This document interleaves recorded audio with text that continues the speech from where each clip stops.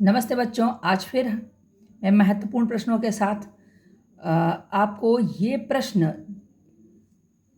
कोई भी परीक्षा हो, चाहे वो एनएमएमएस वाली हो या राष्ट्रीय आविष्कार अभियान वाली हो, अवश्य 100% विजय दिलाएगी। आइए देखते हैं एक एक करके प्रश्नों को।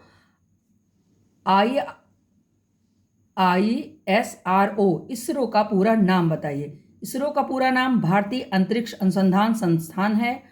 और अंग्रेजी देखें तो आई से इंडियन, एस से स्पेस, आर फॉर रिसर्च और O for organisation. Indian Space Research Organisation है। इसरो की स्थापना कब हुई? इसरो की स्थापना 15 अगस्त 1969 में हुई। इसका मुख्यालय कहाँ है? इसका मुख्यालय बंगलुरु में है। इसरो के संस्थापक का नाम बताओ। विक्रम साराभाई। पदार्थ निर्माण की इकाई बताओ। उत्तर है परमाणु। क्रोमेटोग्राफी क्या है? बच्चों, क्रोमेटोग्राफी रंगों का पृथक्करण कहलाता है। नायलॉन क्या है? नायलॉन एक कृत्रिम रेशा है। सबसे छोटी कोशिका है जीवाणु की कोशिका, और सबसे बड़ी कोशिका शुतुरमुर्ग का अंडा।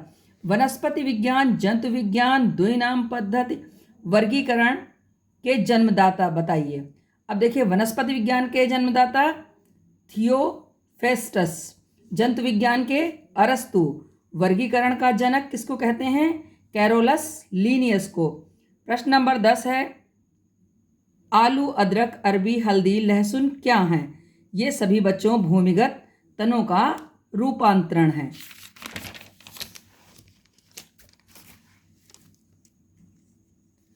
नेक्स्ट प्रश्न नंबर 11, मूली, गाजर, चुकंदर, सलजम क्या है? ये सब भोजन संग्रह करने वाली जड़ें हैं। कीटों के श्वसन रंध्रों में क्या भरा रहता है? बच्चों, जिस तरीके से ये जो पक्षी होते हैं उनकी हड्डियां खोखली होती हैं, इसी तरीके से जो कीट पतंगे होती हैं उनके श्वसन रंध्र होते हैं, और उनके श्वसन रंध्रों में वायु भरी रहती है, जिससे वे आसानी से उड़ सकते हैं। प्रश्न नंबर 13, डायलिसिस किस अंग में होती है? ये वृक्क या किडनी में होती है। जब किडनी खराब जाती हैं तो डायलिसिस के द्वारा छानने की क्रिया होती है। संयुक्त नेत्र किस में पाए जाते हैं? हम सभी में साधारण नेत्र पाए जाते हैं, लेकिन कीटों में विशेष प्रकार के नेत्र होते हैं।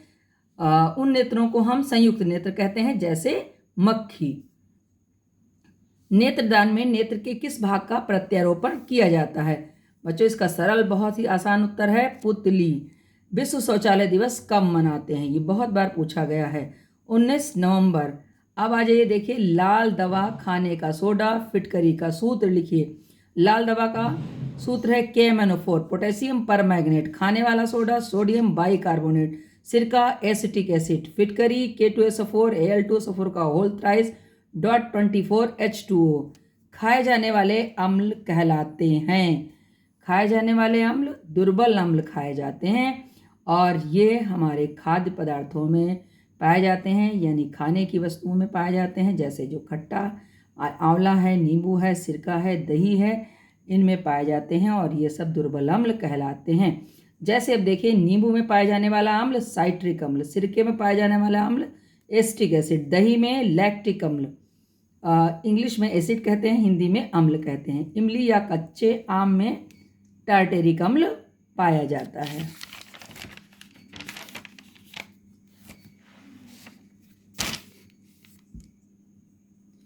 प्रश्न नंबर 19 है, बर्फ का हिमांक और क्वथनांक, बर्फ का हिमांक और गलनांक बताओ। ये 0 डिग्री सेल्सियस है। बर्फ का हिमांक भी 0 होता है और गलनांक भी 0 होता है, और क्वथनांक 100 डिग्री सेल्सियस होता है। शुष्क बर्फ किसे कहते हैं? ये बहुत ही इंपॉर्टेंट प्रश्न है। ठोस कार्बन डाइऑक्साइड को शुष्क बर्फ कहते हैं। ऊष्मीय ऊर्जा का मात्रक बताइए। बच्चों, ऊर्जा का मात्रक है कैलोरी, जूल या किलो कैलोरी। और बच्चों, एक चीज़ ध्यान रखिएगा, जो ऊर्जा का मात्रक है वही कार्य का मात्रक भी होता है। अब यहाँ पर देखिए, कैलोरी और जूल में संबंध। तो कैलोरी, 1 कैलोरी बराबर 4.18 जूल। आपको अधिकांश जगह 4.2 जूल लिखा मिलेगा। तो 1 कैलोरी बराबर 4.2 जूल। ताप का SI मात्रक बताइए। ताप का SI मात्रक केल्विन है। 5 कैलोरी में जूल बताओ।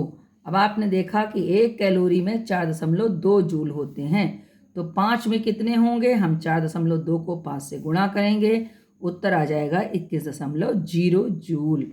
फिर देखिए स्पाइरोमीटर क्या है। स्पाइरोमीटर ये देखिए क्या है, अंतः श्वसन और निःश्वसन में वायु की मात्रा को नापने के लिए, यानी हमारे शरीर में कितनी एयर जाती है कितनी बाहर आती है, वो हम स्पाइरोमीटर से नापते हैं। तो श्वसन को मापने के लिए स्पाइरोमीटर का प्रयोग करते हैं। इसी जगह पर आ जाइए, देखिए लैक्टोमीटर से क्या नापते हैं?